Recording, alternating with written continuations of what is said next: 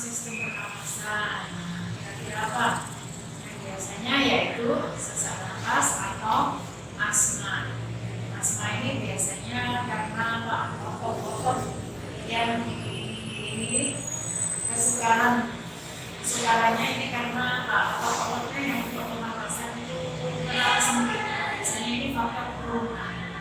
Kemudian asfiksi ini adalah gangguan pengangkutan oksigen. Kemudian emfisema, jadi gangguannya yaitu asma, dua asfiksi, juga emfisema. Nah, yang berikutnya ya ini biasanya yaitu paru-parunya ini terserang penyakit C. Ini yang biasanya yang menyerang saluran pernapasan.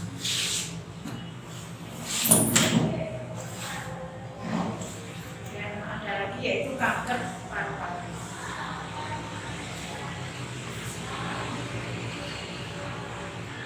Ini gangguan atau penyakit yang menyerang saluran pernapasan. Kemudian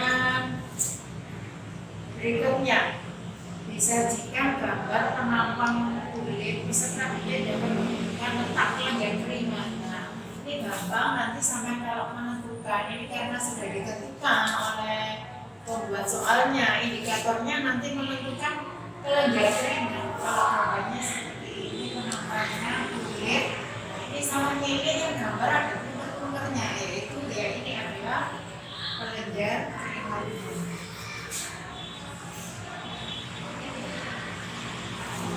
Ya, tapi ada gambar-gambar yang lain yang sama pahami yaitu yang ada bunga-bunganya itu letak kelenjar.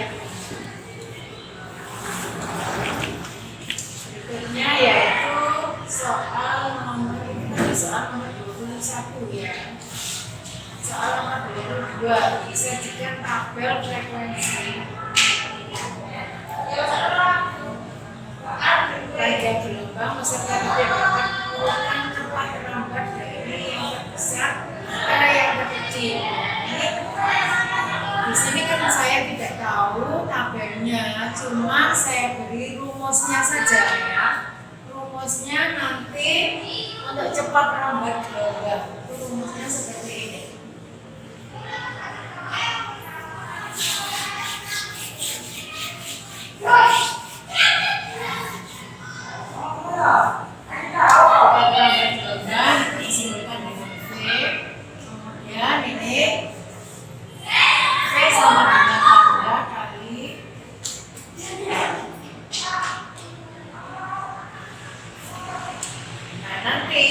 Frekuensinya di sini ada tabelnya.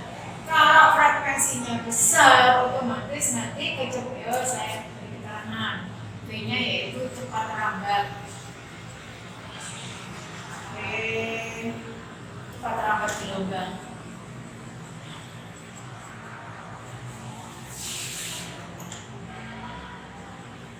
Lambda ini adalah panjang gelombang.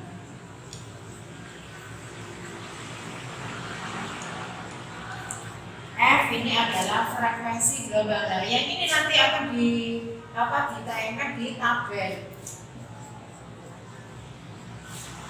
Nah, karena ini sebanding panjang gelombang dan frekuensi ini sebanding, untuk panjang gelombangnya ini sudah tidak usah dilihat.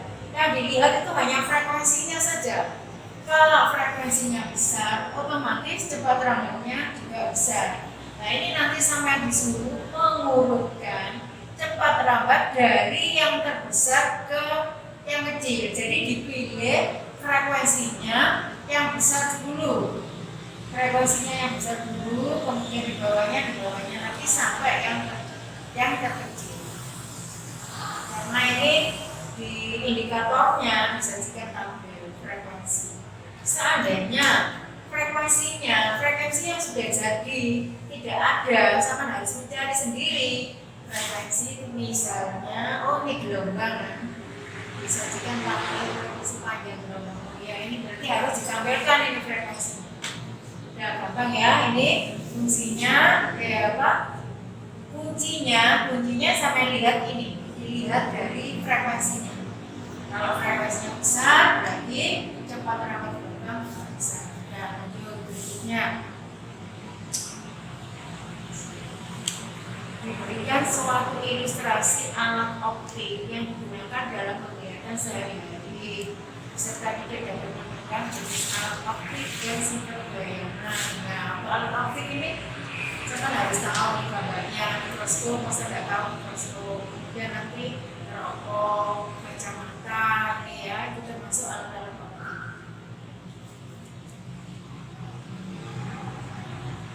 Nah, ini nanti dilihat gambarnya.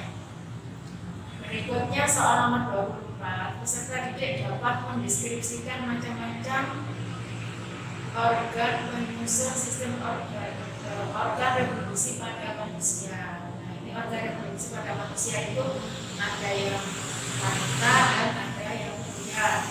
Ini gampang juga, nanti coba dilihat itu, ini tidak perlu saya terangkan.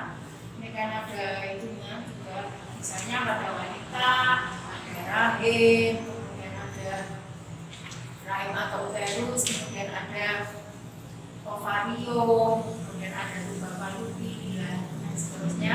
Yang laki-laki itu ada testis, ada maskulin, nah itu ya, coba dilihat lagi di LKS-nya sama fungsinya. Serta tidak dapat mendeskripsikan penyusun, nah tidak. Ini mungkin nanti gambar, sampai pelajari gambarnya. Yang kedua, kemungkinan soal yang kedua ya, disajikan gambar organ reproduksi wanita. Peserta didik dapat menjelaskan fungsi organ pada sistem reproduksi pada manusia. Ini wanita, ini yang berikutnya kemungkinan ini yang wanita. Nah, ini biasanya yang keluar itu yang seperti ini.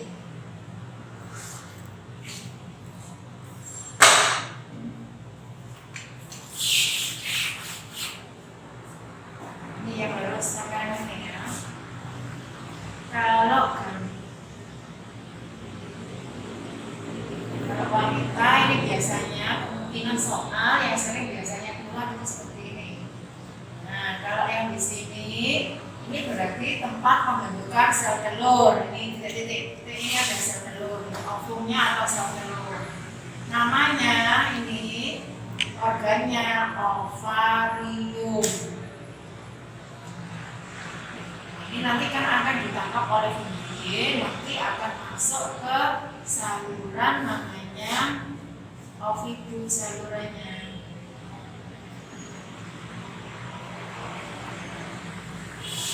Salurannya. Kemudian nanti kalau misalnya ditunjuk tempat yang sempit, boleh disebut ovidus. Semuanya ini kan ovidus. Ada saluran sempit yang namanya yang menemukan Pak Fallopi, maka disebut dengan tuba Fallopi. Ini boleh juga sama seperti ovidus juga tidak apa-apa. Ini yang di sini, nah ini nanti sel telur yang sudah masuk ke sini, nanti juga ada sperma yang masuk ini, maka di sini akan terjadi pembuahan. Di tempat pembuahan boleh dijawab tuba Fallopi atau ovidus di sini ya. Kemudian di sini biasanya yang ditunjuk juga yang ditunjuk berikutnya yaitu yang di sini. Kalau ada janin yang sudah nempel di sini namanya apa? Tempatnya ini organnya adalah rahim atau uterus. Biasanya seperti itu. Yang keluar kalau dari ini di sini.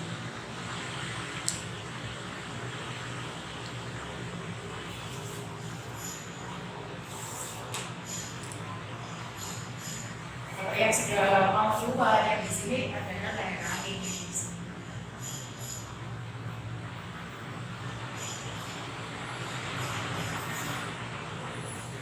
Terus yang bagian luar lagi ini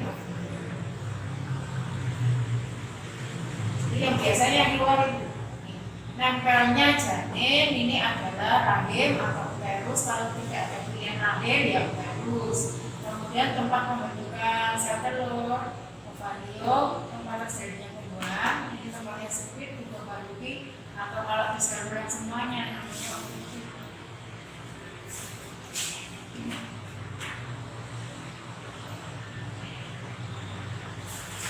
Berikutnya ini mudah, nomor 25 perkembangbiakan vegetatif pada tumbuhan. Vegetatif pada tumbuhan alami dan nyata. Vegetatif berarti tanpa melalui peleburan sel kelamin jantan dan sel kelamin betina.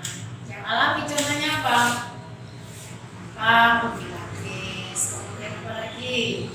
Rizoma. Nah, contoh-contohnya bisa kalian buka nanti di LKS-nya ya, cepat ini. Kemudian yang vegetatif alami itu tadi yang buatan. Yang buatan ini banyak. Kemudian apa lagi? Yang lebih modern yaitu kultur jaringan. Berikutnya kemungkinan soal yang kedua, disajikan ciri-ciri tumbuhan seperti dalam mengelompokkan berdasarkan ciri-cirinya lagi. Mungkin ini maksudnya ada tumbuhan, beberapa tumbuhan ini masuk dalam perkembangbiakan vegetatif apa, alami atau buatan seperti itu. Jadi kalian hafalkan ya ciri-cirinya. Berikutnya soal yang nomor 26, peserta didik dapat menganalisis hasil persilangan menggunakan model untuk menghasilkan bulu sehingga dapat meningkatkan kesejahteraan manusia. Ini yang nomor 3, soalnya ini yang agak sulit. Persilangan antara dua individu dengan satu sifat beda dan satu sifat beda ini.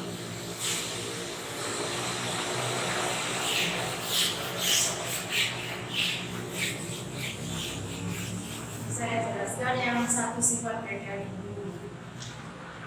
Jadi untuk persilangan ini yang melakukan persilangan ini bisa disebut dengan parental atau ibunya, bisa disingkat dengan P. Nah, individu yang disilangkan misalnya tumbuhan bunga berwarna merah. Nah, ini ada sifat dominan sama sifat resesif. Kalau misalnya dominan itu warna merah, itu disimbolkan dengan huruf besar, misalnya bunga merah.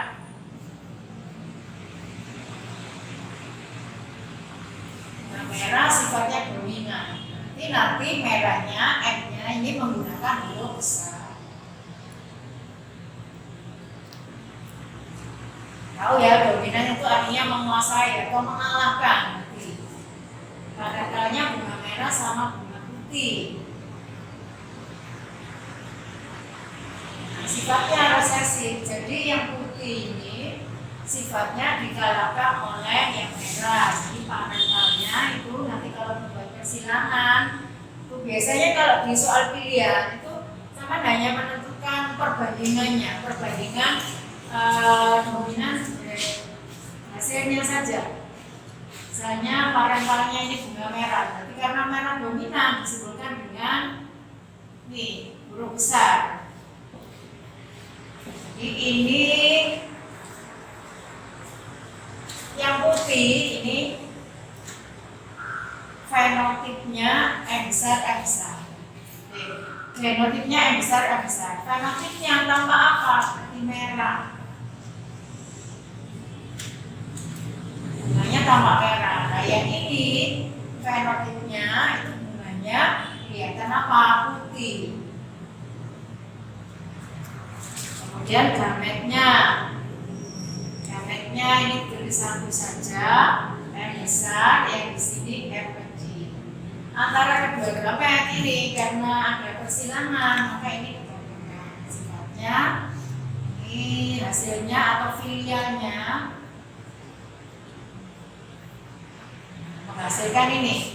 Jadi keturunan pertama itu menghasilkan genotip M besar, M kecil. Jadi 100% ini, soalnya sudah ada lagi. Nah, ini tampak warna apa? Ada M besar, M kecil. Nah, dilihat sini. Kalau di sini ada resesi, maka yang M kecil ini tidak kelihatan karena tertutupi oleh warna merah.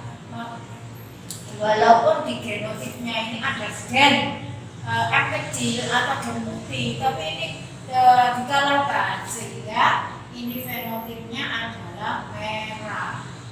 Ini merahnya juga nanti hasilnya 100%. 100%. Jadi nanti keturunan pertama ini biasanya yang ditanyakan itu keturunan kedua. Nah nanti di soal berbentuk merah, nggak tahu ada tinggi sama pendek, nggak tahu ya. Yang penting ini sama yang paham ini. Seandainya keturunan pertama ini dilanjutkan soal itu antara keturunan pertama itu disilangan lagi. Jadi ini kan keturunan pertama. Jadi nanti ada dua persilangan. Nanti ini persilangan pertama ini dilanjutkan. Jadi kalau ini punya keturunan bijinya itu masing-masing dari bijinya itu nanti disilangan lagi. Jadi ya keturunannya ini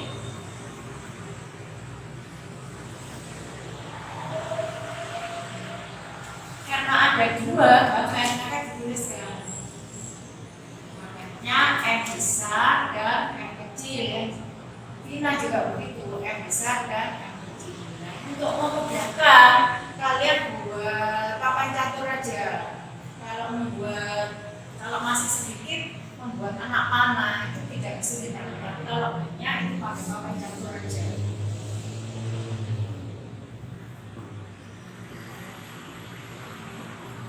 Papannya tadi ini ya, yang untuk yang jantan ini M besar dan M kecil. Yang di sini juga begitu, M besar dan M kecil. Kemudian ini kan disilakan.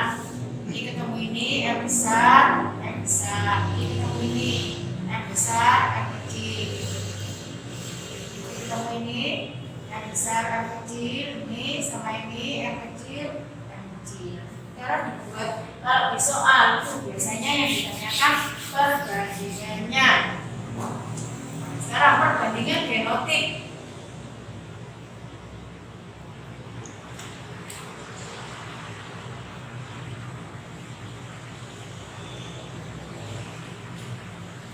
M besar.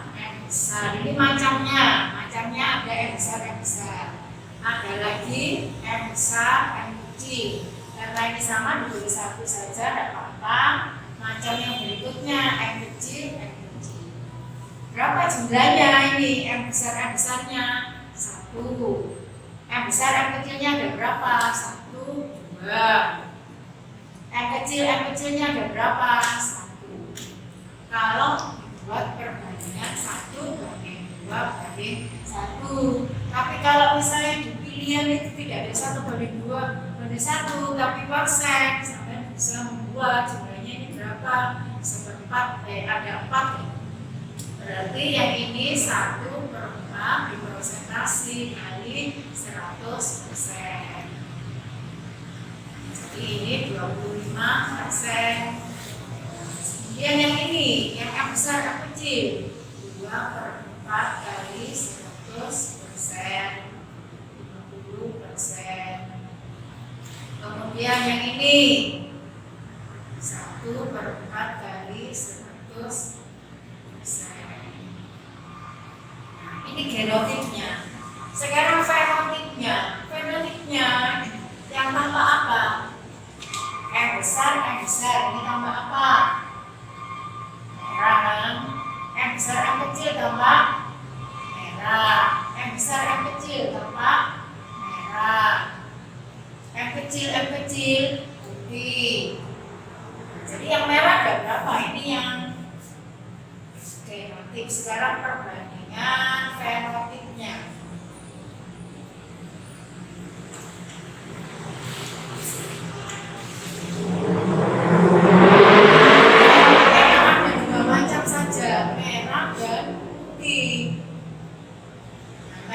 Ada berapa? 1, 2, 3. Putihnya 1. Kalau dibuat persen, yang ini berarti 75%. Yang putih berapa? 25%. Dari mana ya? 3/4 kali 100%. Yang ini 1/4 kali 100%.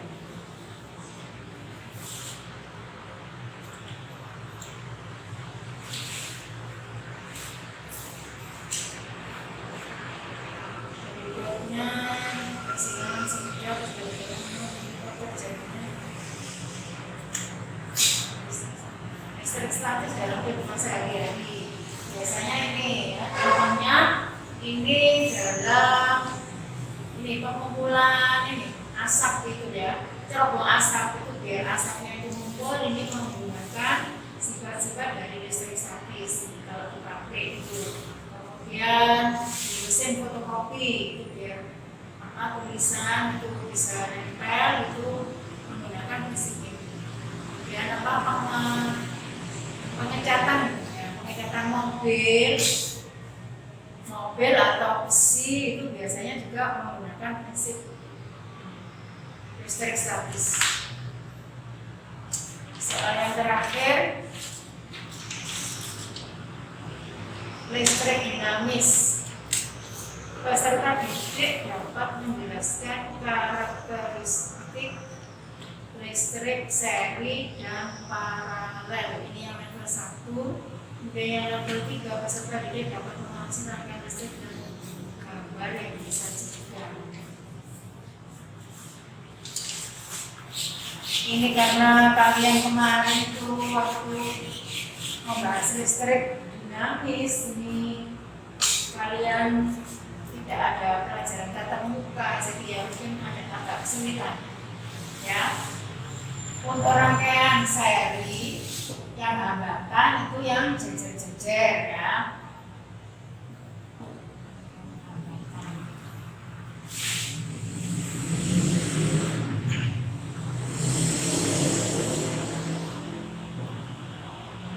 Ini kalau yang hambatan seri ini cara menghitung hambatan totalnya.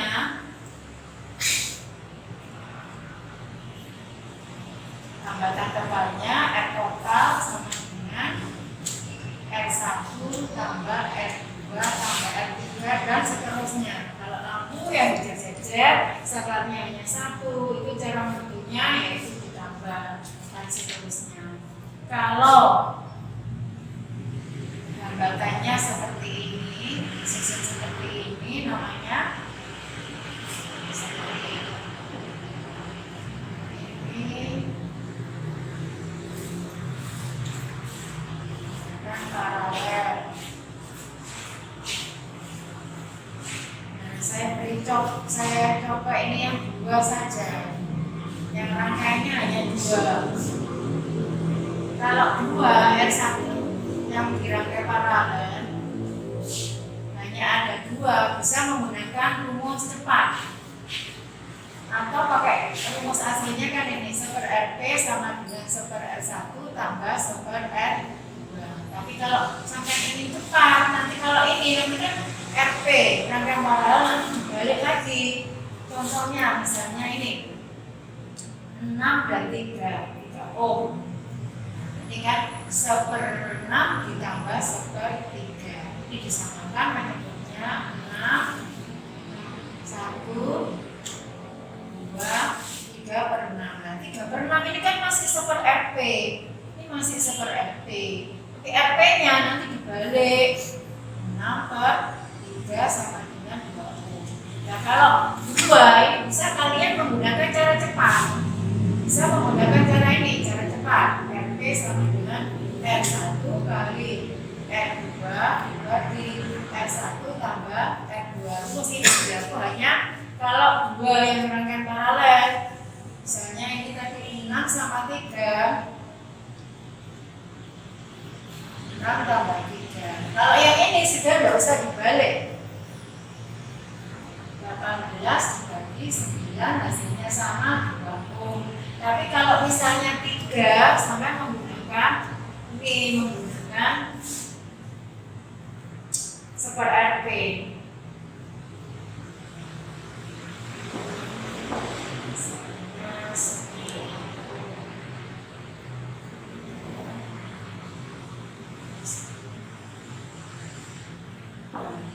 Seperti ini. Kalau seperti ini, seper RP sama dengan seper 10 ditambah seper 15 ditambah seper 30. Disamakan penyebutnya. 30 bagi 10 3, 30 bagi 15 2, 30 bagi 1 6 per 30. Ini masih seper RP. Kalau RP berarti 30 dibagi 6 sama dengan 50. Ini hanya masih sederhana, hanya rangkaian hambatan. Nah, kalau di soal itu tidak seperti ini. Ini dasarnya, biasanya soalnya seperti ini.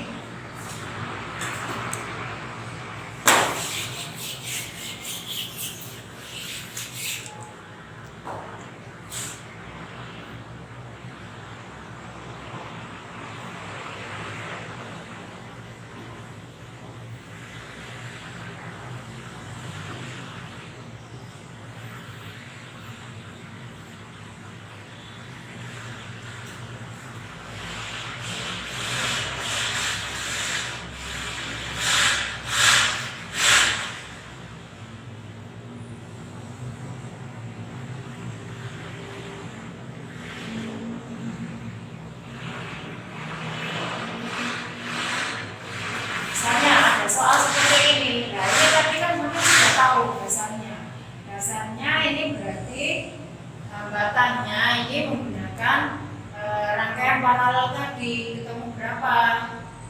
Nah ini cara menghitungnya berdasarkan hukum Ohm. V sama dengan I kali R, maka mencari I sama dengan V bagi R. Nah V nya sendiri berapa? V nya 10 volt.